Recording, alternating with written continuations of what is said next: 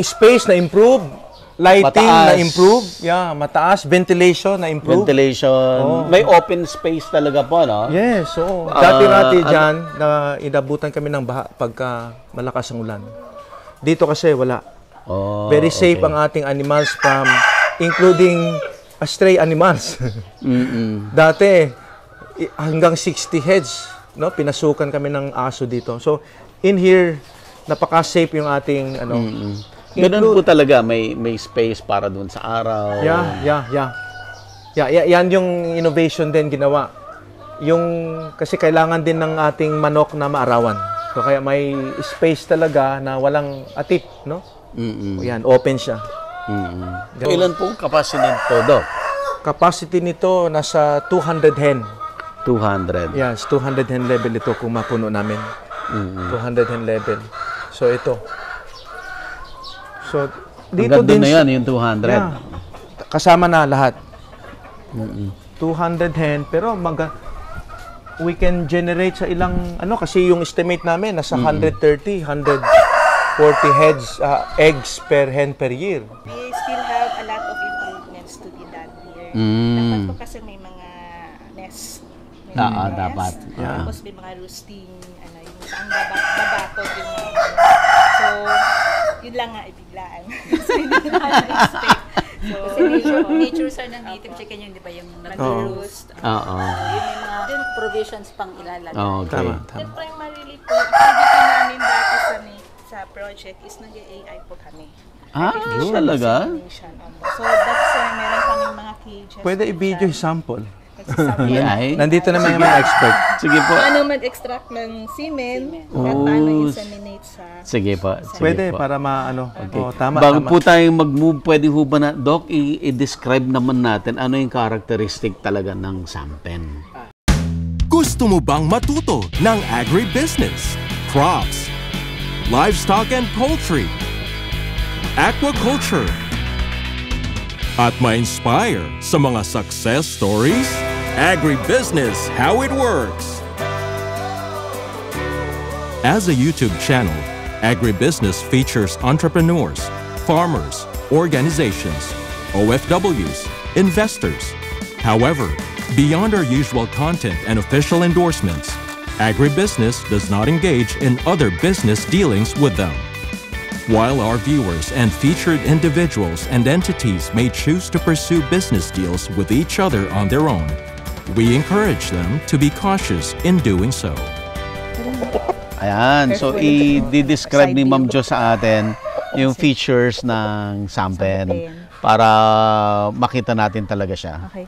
Ito po yung lalaki, no? Okay. Lalaking zampen, no? Zampen native chicken. Ang ganda ng kulay niya. Yeah. So, sabi nila, may isa kaming nakatagpo, sir.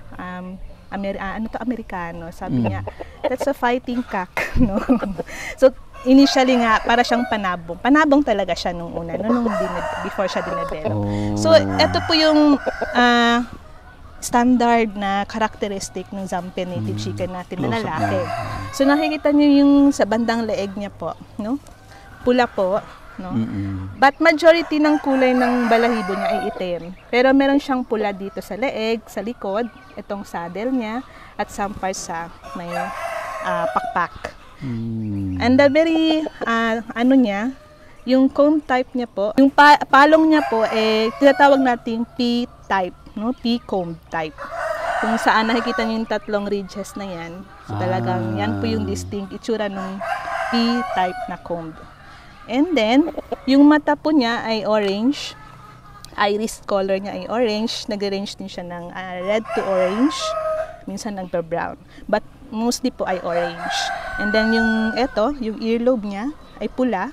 No? Yung beak niya, yung tuka niya is itim po, majority yung kulay niyan. And then, yung paa niya po, nag-range ng yellow to gray. But mostly are really yellow sa mga lalaki. Nag-yellow nga po. Makikita natin yung babae naman yan. Ayan, nag-yellow. Yellow po. Nung kabataan niya pa, ito medyo lampas na ng mga 1 year na to, more than. So, yellow po talaga yung kulay ng shank niya, yung paa niya. And then, sa babae, ayun. Kuha tayo ng Kuha babae. tayo ng babae. Sige, papakuha tayo. So, yung distinct na characteristic niya, physical. Mukhang panabong. Opo. May mga, ano po talagang minsan pumupunta. Yun yung pakay.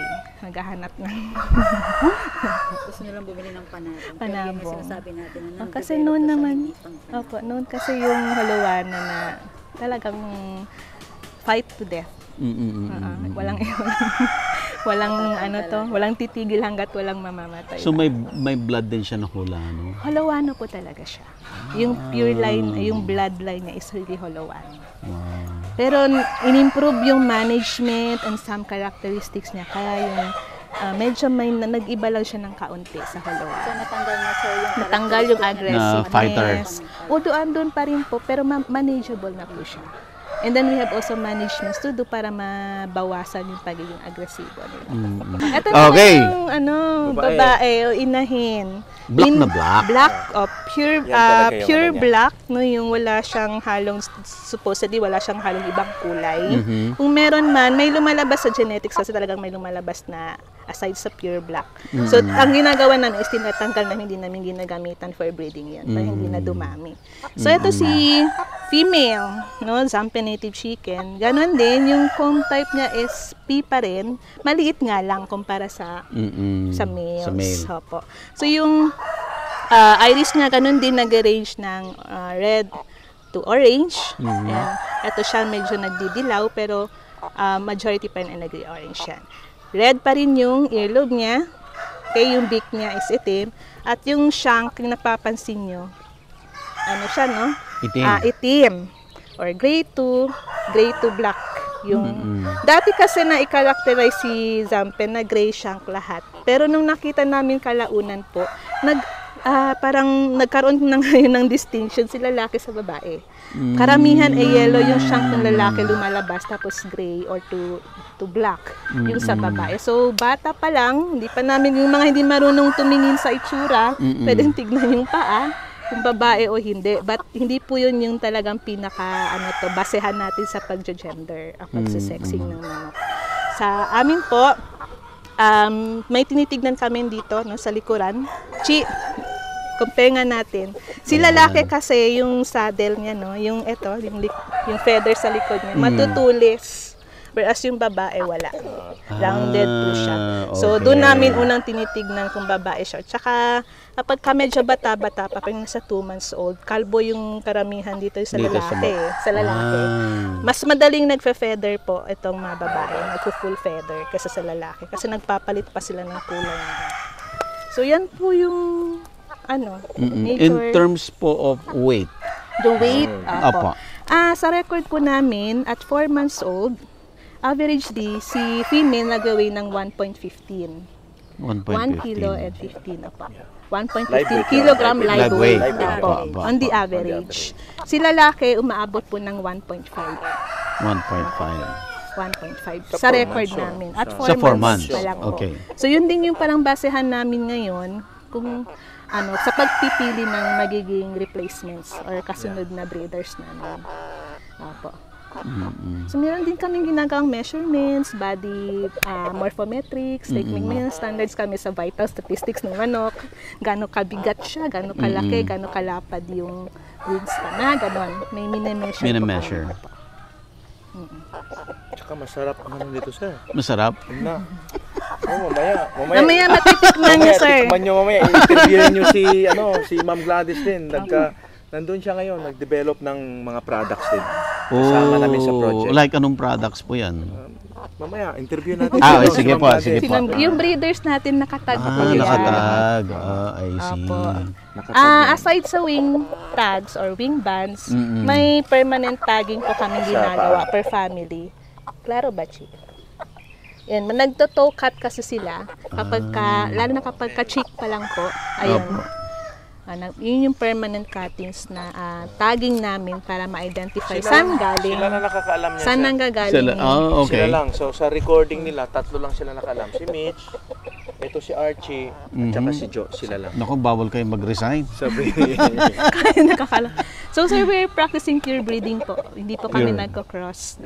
Yeah, we had Sige daw, ma'am, i-explain natin sa audience natin yung pure breeding, true to versus type cross. po siya. Sa pure breeding, like we breed like to like. So hindi namin pwedeng ihaluan ng ibang lahi to to maintain the purity of the breed. Meron lang kaming system of mating ginagawa, ma'am, no? Yung kasi nakita nyo kanina bakit nakapamilya po yan. Yes po. Ina-assure po namin na hindi magkapatid itong kapag i-breed na sila. So, yung mga stocks dyan, nakatag, alam namin saan galing pamilya yan, so assured kami na hindi sila magkapatid. Yun pong iniiwasan natin. Inbreeding naman po kasi yung talagang breeding halo-halo method na ginagawa. Since isang breed lang ang meron dito. They are related animals. So, but may ginagawa lang tayong sistema sa pag-mate.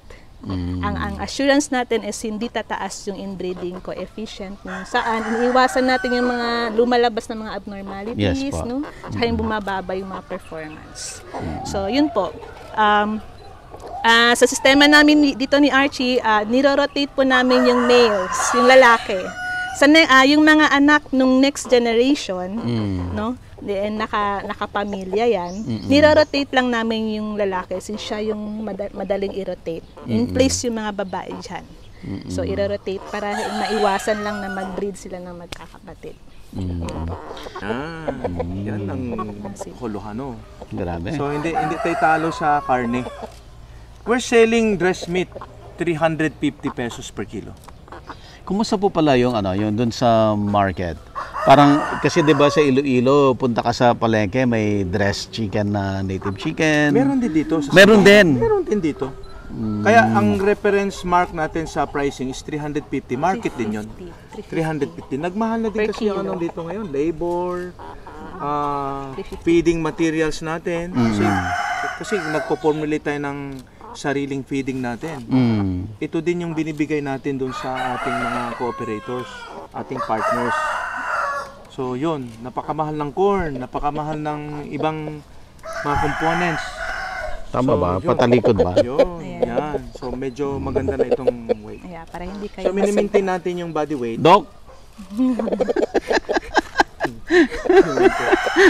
Mini-maintain talaga natin yung body weight.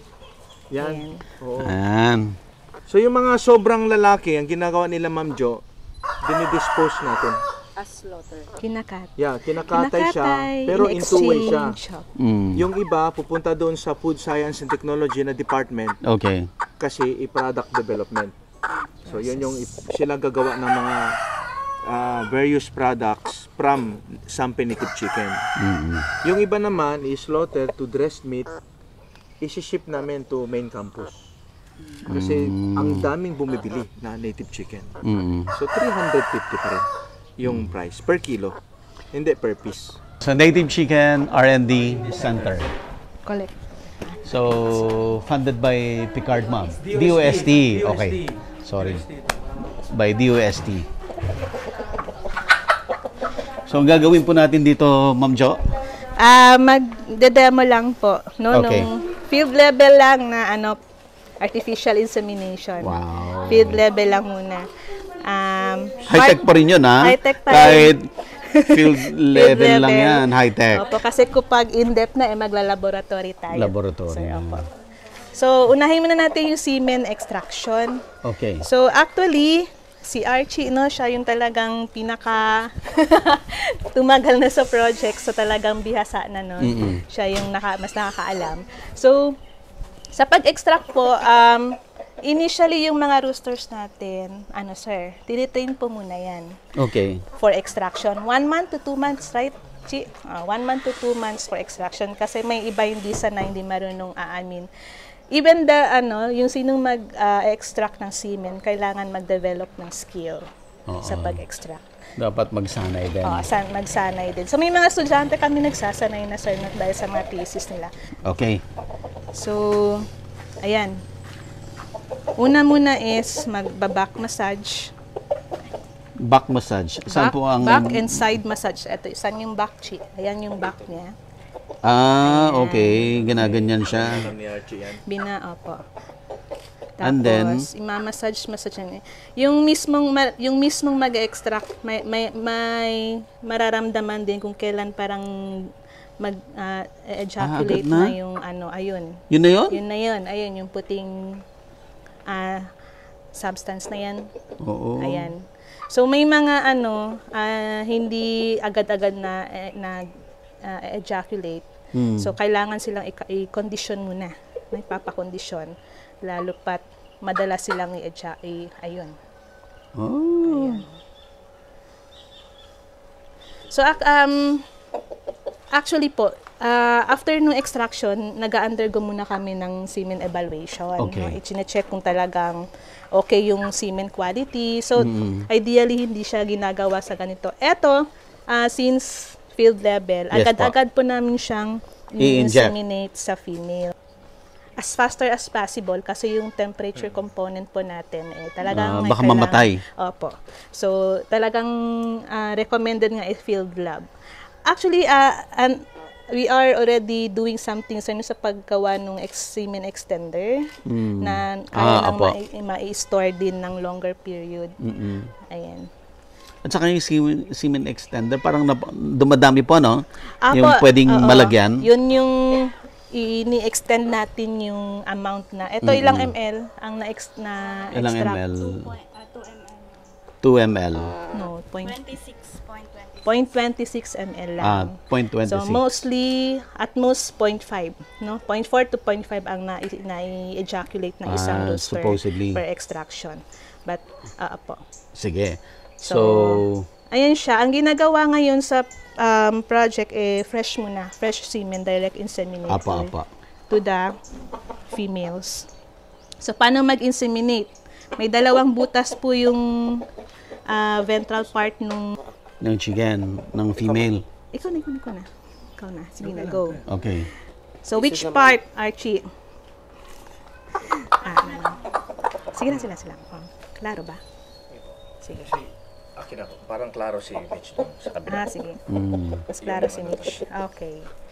So, which part? The left or the right? Iyan mo siya. Kita, Jasin? Kita po. Okay. Sa left. Left opening. No? Doon po siya ini-inseminate. So, ayun. So magbubuntis na to? Mabubuntis na yan.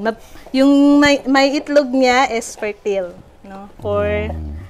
Usually yung practice dito is twice a week po yung insemination nila ng AI. So, purposely po, yung AI is for breeding works lang. Yes po. So, although may mga mga enthusiasts gustong matutong paano tinuturo po din namin yan. But this one is primarily for breeding works. Advantage po ng AI, hindi na namin kailangan mag-keep ng maraming roosters. Kasi kung may 10 lang na roosters, ipupul yung semen, plus i-extend pa namin. Makapag-inseminate na kami ng more than madami. 50 up na hens. And then, kapag kami mga known superior females kami na incapable of breeding na, kasi na-injure, so we could do the artificial insemination na lang. And another one, kapag yung sa size, may mga roosters na napakalaki, napakaliit ni female, so AI can do the work. To facilitate the breeding work. Yun. Plus, mas madali po namin ma-manage yung mga manok kapag nag-AI kami, especially sa breeding works. Data gathering, madali na lang. Ganun kasi yung future extension work din natin na hindi na magdadala ng mga kasi kung may extender tayo, sir. Pagpunta doon sa mga may naghahanap na wala na lang, puro AI na lang. Parang ganyan yung future na namin. Yun yung inisip namin na future for breeding. Innovative tool kasi. So, bali yung mga lalaki, kakatay na lang talaga. Ipyapyanggang na lang, tsaka ititino wala. Tsaka mahirap siya, kasi kailangan mo ng cage, kailangan mo added feed. Transport costs is, like last time, we shifted over 60 hen, 60 female, males. Males. So, pagadian. Kailangan namin ng malaking ng service talaga. Oo. So yun. Samantalang pag yung extended, parang isang bag lang. Yes Isang po. bag lang, Opo. ganun. So, pwede parang na yun natin yung magiging future namin din. Ang galing, memorable po tong araw na to. First time ako naka-witness ng artificial insemination ng chicken. Yes. So, dito lang na, kaya ito si Archie, mahirap to bitawan, ma'am. Dami niya nang alam, baka tumbahin na lang ito. Actually, ma'am, permanent na ito, sir, sa din ni Wimsu. Oh. Ito kasi, ang head dito ngayon si Jonah. Talagang nilagyan ng tao ni President itong center. And then idagdag ito si Archie, and then si Mitch para kasi malaki yung potential ni center in Region 9 na to work for native chicken. So yun yung maging parang major activities and mandate natin sa Region 9. Next na pag-uusapan naman natin, Doc, yung paano mag-alaga ng native chicken, kasama na dyan yung tamang pakain. Gumagawa rin ba kayo ng sarili nyong feeds, Doc? Meron. Ayan. Meron tayo. Oo. Pang 8 years, pero tagal ako sa LGU, 17 years. LGU ng Zamboanga? Ng Zamboanga, doon ako galing sa LGU. Pero sa Office of the City Agri. Okay. Naging, di ba, chairman si Sir Mike before? Alabar, kilala mo chairman si Mike? Agriculture. Kilala mo si Mike? Ito, maganda. Tricantera. Ang Ito yung Tricantera. Tricantera. Okay. So, kasama pa rin natin si Doc Rico at nandito pa rin tayo sa College of Agriculture dito sa Western Mindanao State University. Andito po tayo sa Research Center, sir. Ano pong pangalan nito? College of Agriculture, Sampe Native Chicken Research Station. Ayan. At ngayon, nakita na natin yung characteristic ng Sampen, yung history, napag-aralan na natin, nakita na natin paano yung artificial insemination. This time, pag-uusapan natin, Doc, paano mag-alaga ng native chicken, including yung mga pakain. Yun, okay. Siyempre, ang nakita natin kanina, puro purong heavy at saka permanent structure sa College of Agriculture for the purpose na i-permanent natin yung ating facility to sustain the breeding program of the school, of the university. Pero, pag ilabas natin yung stocks doon sa community, hindi ganon yung housing natin. Mag-a-adapt na tayo doon sa ano meron sila. Yes, very affordable lang ito na pwede bamboo, pwede nga ipil-ipil, anong pwedeng ipang-poste nila, nalagyan ng net, and other indigenous materials na makapagbuo na sila ng cages nila. So yon. Bakit, Doc, kailangan ng cages talaga? Ito yung una, ang ating stocks mahal. Kailangan natin alagaan. Okay. Hindi natin pwede lang yung pre-range na tinatawag na pabayaan sila tulad lang ng ating mga mongrels dyan. Okay.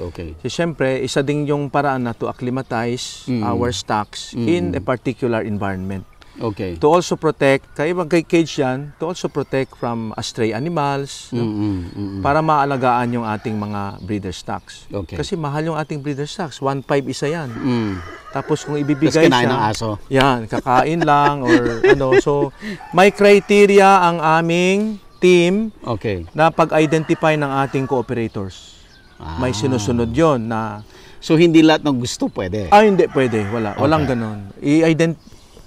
Kung wari, pupunta dito na very interested, pero pupuntahan ng aming team to validate, evaluate siya, na dapat may land area siya, may mga resources siya na hindi mapabayaan si Sampe Native Chicken.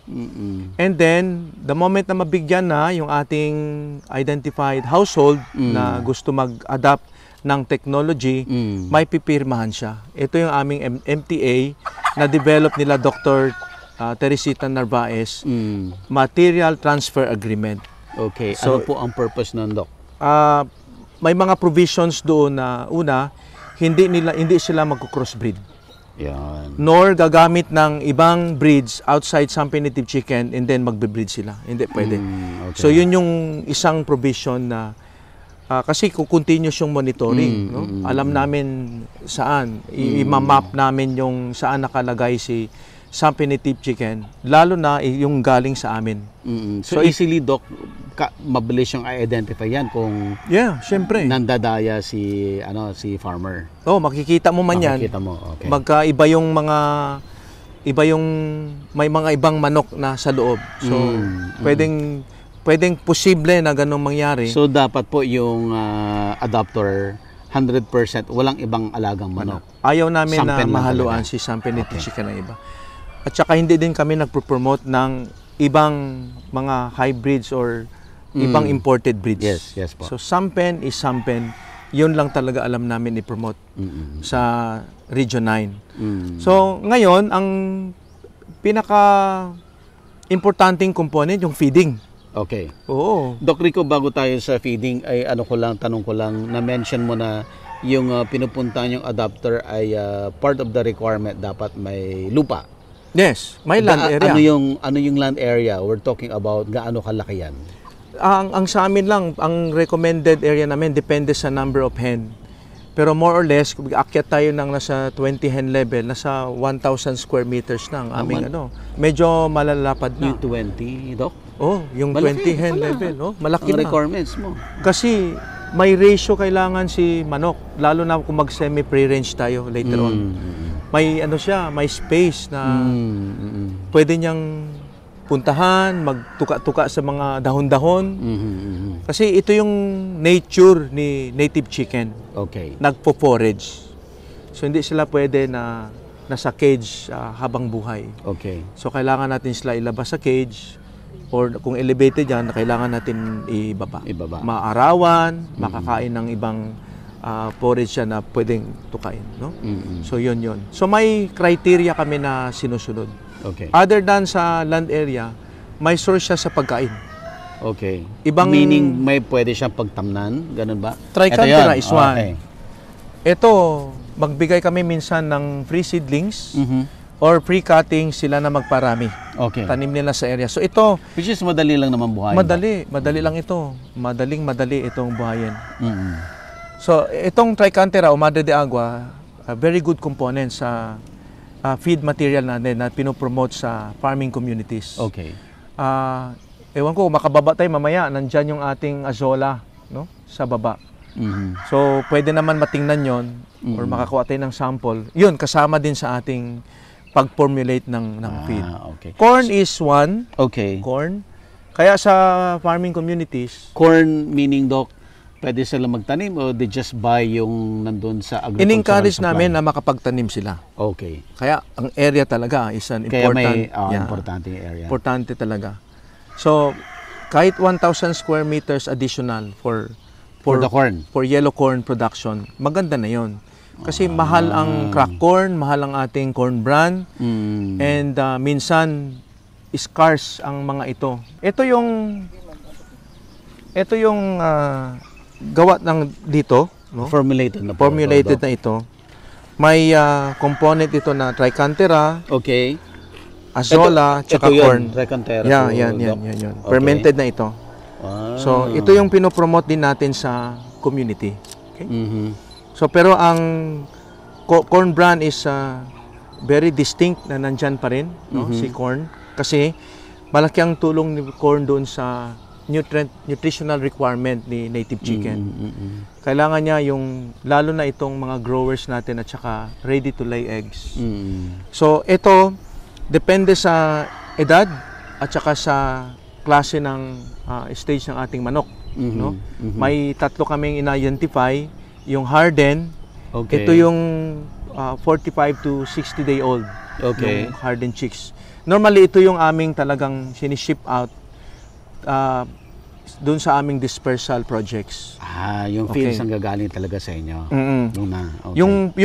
Yung formulated. Sila na ang hanap ng mga materials. I see.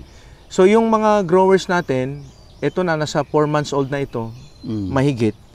So iba na naman yung pagkain niya. Yeah, formulated. Ganito pa rin pero iba yung component para ma-address yung kanyang nutritional requirement. Lalo na si RTL. Ito yung mga 6 months up. Yeah. mangingitlog na. Kailangan niya Iba ng rin ang high protein pagkain niya. diet. Iba na naman. Ito kanina na-mention ko si Azola. Azola. Mm. Ito si Azola. Freshly, ito nagpo-produce din ito. May 2 pan doon sa baba. So, ito yung hinahalo din dito. Ito yung fresh, kasama si Trichantera, si corn, at ibang mga vegetable trimmings kasama pa. Yan, ipiperment ng 2 weeks. Yan. Kaya, doon sa farm, si farmer, kasama ang training. Dok, Libre yun. yung technology, lahat ng pagkain ay formulated. Formulated. Or pwede silang Pwede magpakain ding- ng diretsong ganito. Pwede, ito gamit, ihang lang yan. Ibang practice, inahang Ibang lang nila practice yan, yan. ibang practice. Oh. Pero, kahit ganon din, hindi din ma-meet. Ito yung findings ni na Dr. Nilo sa team. Okay. Hindi na meet yung nutritional requirement. Ang sa atin, bakit ginagawa ito? Kasi ito formulated base doon sa requirement Para ni manok. makuha niya talaga yung need Exactly. niya at that particular age niya. Yes, exactly. So, ito yon. So, may mga farm kaya 100% commercial. Okay. Pero ito naman yung large scale. May isang partner tayo sa Pagadian, Okay. which I think tomorrow mapuntahan natin or following day. Ito, lalo na sa mga RTLs kasi pang itlog. Okay. Kailangan niya pure commercial. Agribusiness merch is now available on Shopee and Lazada. Agribusiness, how it works. Instruct, inspire, succeed.